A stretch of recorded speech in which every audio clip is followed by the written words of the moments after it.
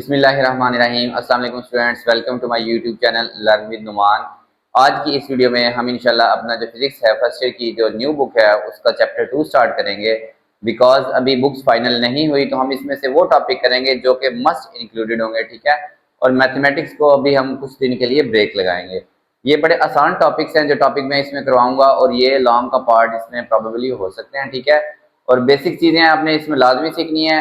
अगर आप बेसिक्स नहीं सीखेंगे तो ना आप न्यूमेरिकल कर सकेंगे और ना आपको कंप्लीट चैप्टर समझ आएगा। ओके स्टूडेंट्स, तो हम स्टार्ट करते हैं। जो टॉपिक हम आज करेंगे वो होगा स्केलर और वेक्टर से रिलेटेड। वेक्टर्स की रेजोल्यूशन देखेंगे, उसको रिजॉल्व कैसे करते हैं, ठीक है। उसके रेक्टेंगुलर कंपोनेंट्स देखेंगे और फिर उसको रेक्टेंगुलर कंपोनेंट्स की मदद से वेक्टर कैसे फाइंड करते हैं, हम ये चीज आज देखेंगे। ओके, स्टार्ट करते हैं। तो बेसिकली जब हम स्टडी कर रहे थे तो हमारे पास फिजिकल क्वांटिटीज होती हैं और फिजिकल क्वांटिटीज हर वो चीज जिसकी कोई ना कोई फिजिकल सिग्निफिकेंस हो, जिसको हम मेजर कर सकें, डिस्क्राइब कर सकें, वो फिजिकल क्वांटिटीज कहलाती हैं हमारे पास। और फिजिकल क्वांटिटीज हमारे पास दो तरह की होती है, एक होती है स्केलर क्वांटिटीज और दूसरी होती है वेक्टर क्वांटिटीज, ठीक है स्टूडेंट्स। स्केलर क्वांटिटीज ऐसी क्वांटिटीज होती हैं, अब इन दोनों में फर्क क्या है, फर्क देखते हैं। Scalar quantities all such quantities which are completely described, मतलब जिनको हम बयान कर लेते हैं मुकम्मल तौर पे, by magnitude and unit,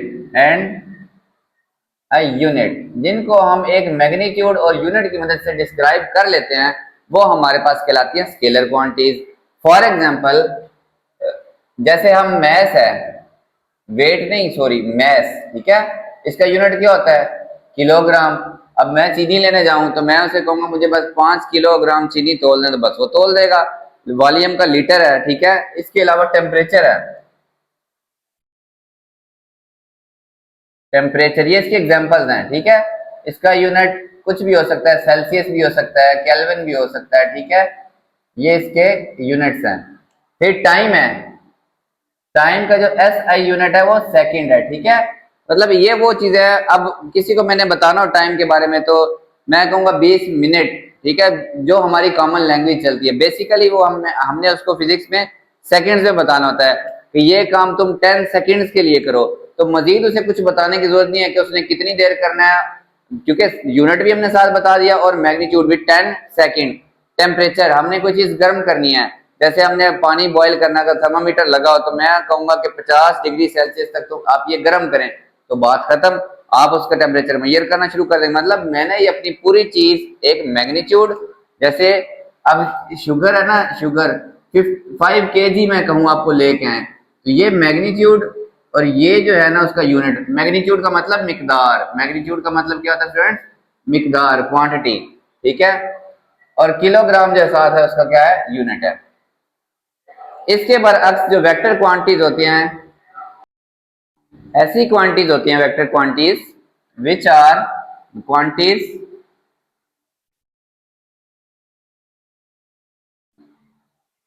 which are completely described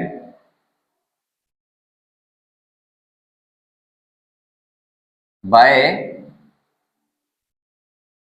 magnitude, unit and a direction, और उनकी एक सिमत भी होनी चाहिए, ठीक है। आल्सो डायरेक्शन भी होनी चाहिए। आर कॉल्ड, वो हमारे पास क्या कहलाती हैं, वेक्टर क्वांटिटीज कहलाती हैं, ठीक है स्टूडेंट्स।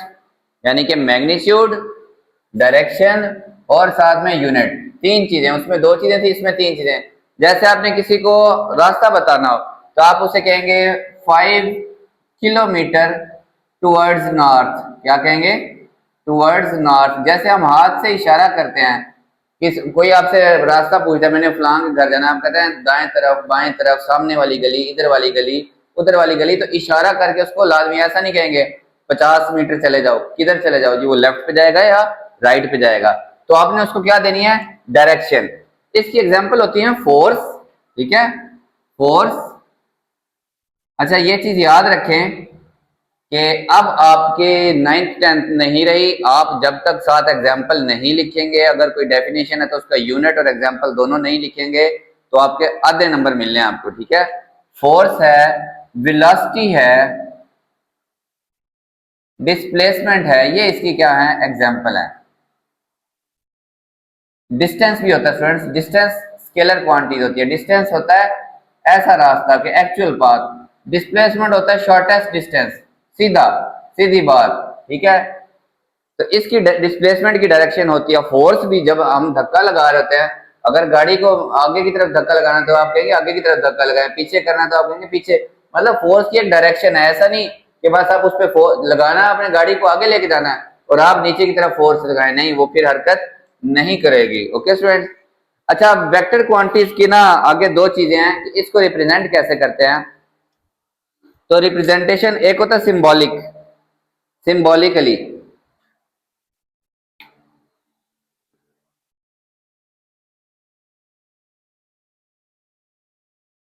मतलब लिखते कैसे हैं, ठीक है।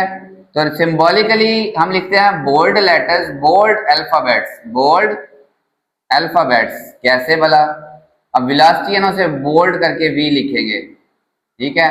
जैसे कंप्यूटर में हम कंट्रोल वी का बटन नहीं दबाते, डिस्प्लेसमेंट है ना उसको बोल्ड डी लिखेंगे,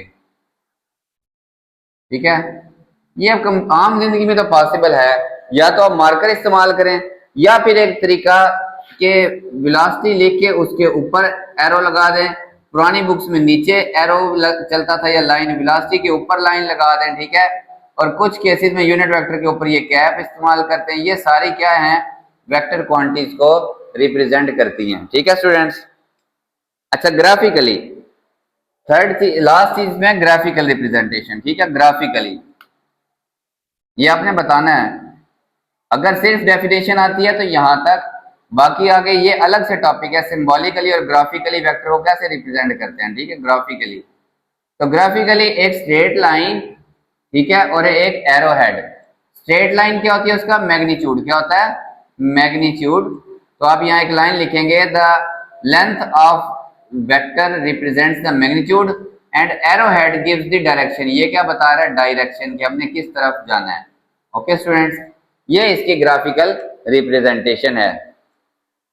अब हम अपना इससे रिलेटेड टॉपिक देखते हैं, बेसिकली जो कि असल टॉपिक ये है, determination of vector from it's rectangular components, ठीक है। लेकिन इस बुक के अंदर उसने पहले ये बना दिया है रेक्टेंगुलर कंपोनेंट्स ऑफ वेक्टर। तो जब हमें रेक्टेंगुलर कंपोनेंट्स पता होंगे तभी हम ये मालूम करेंगे। अगर ये क्वेश्चन आए तो उसके अंदर हमें ये वाला काम भी करना पड़ेगा। अब रेक्टेंगुलर कंपोनेंट्स क्या होते हैं, रेक्ट एंगल, रेक्ट एंगल का मतलब होता है स्टूडेंट्स कोई भी ऐसा एंगल जो कि 90 का हो, ठीक है। कंपोनेंट्स, अज्जा, हिस्से।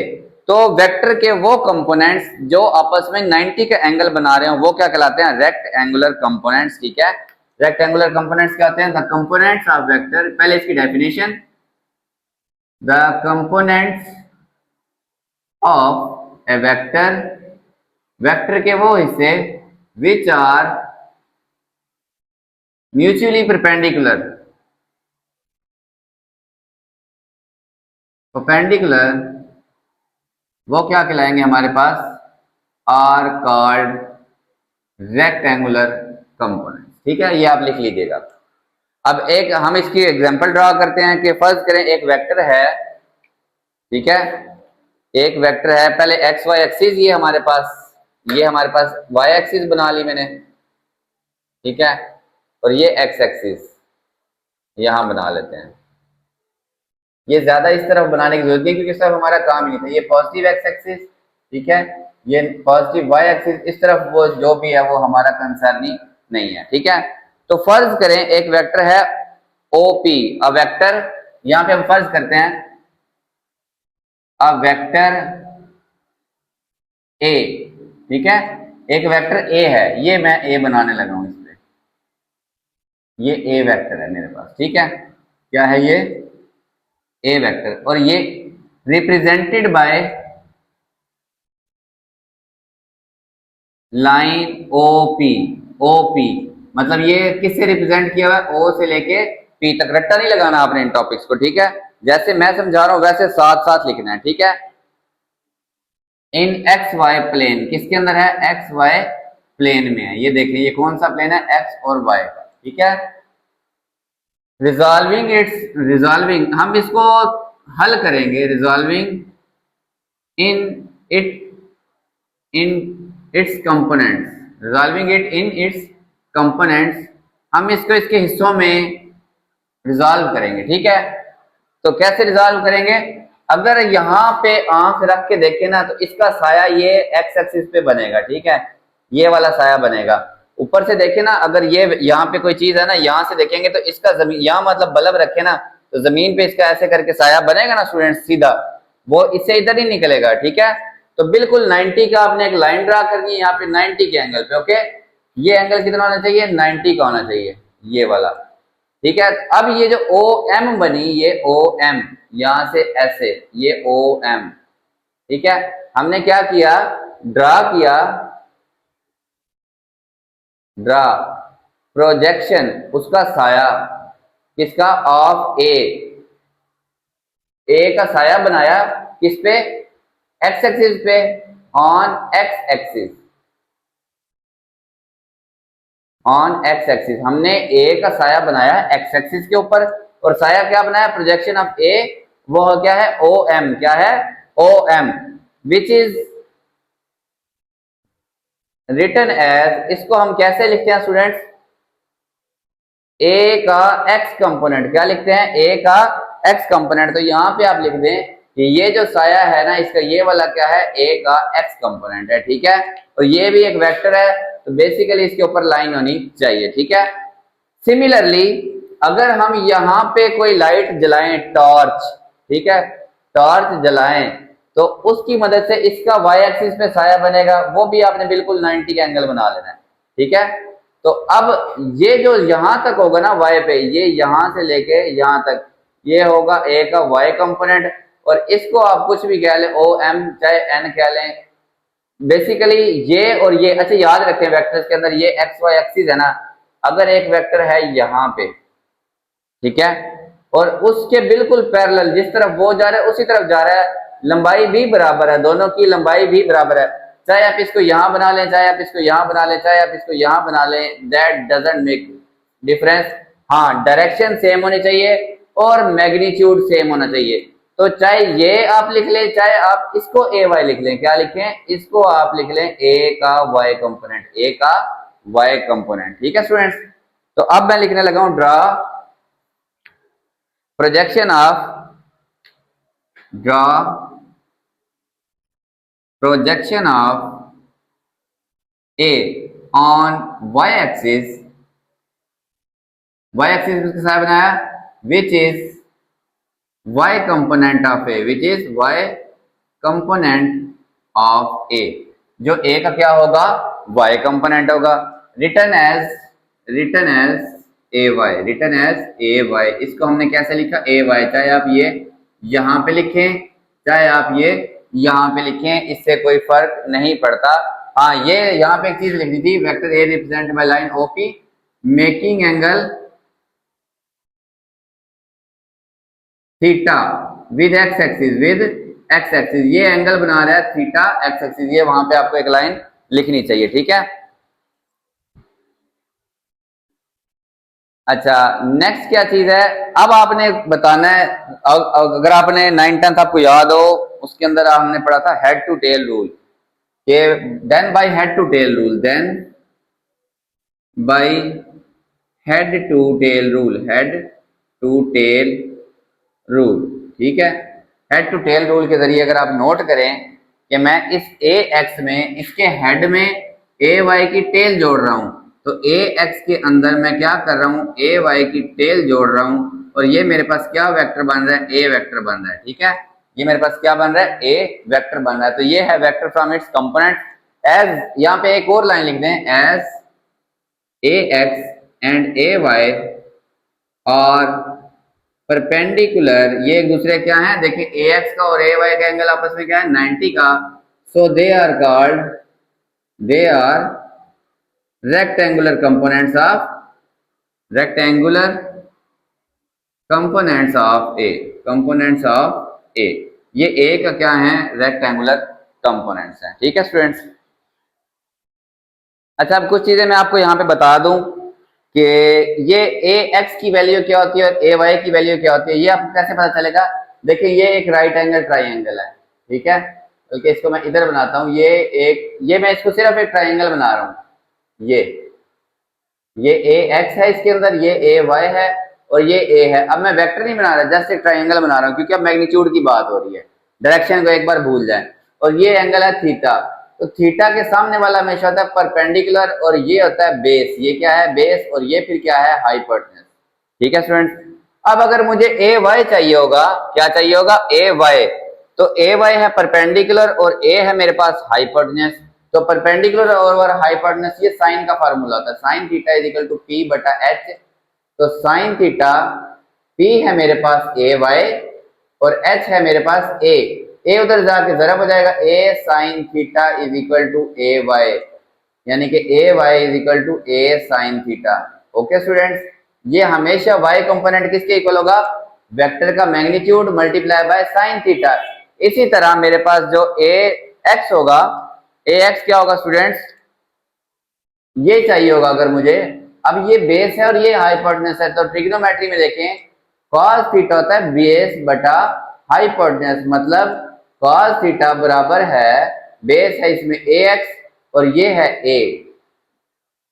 ठीक है, तो ए एक्स यहां से क्या आ जाएगा, ए उधर जाके जरब होगा, तो A x is equal to A cos theta.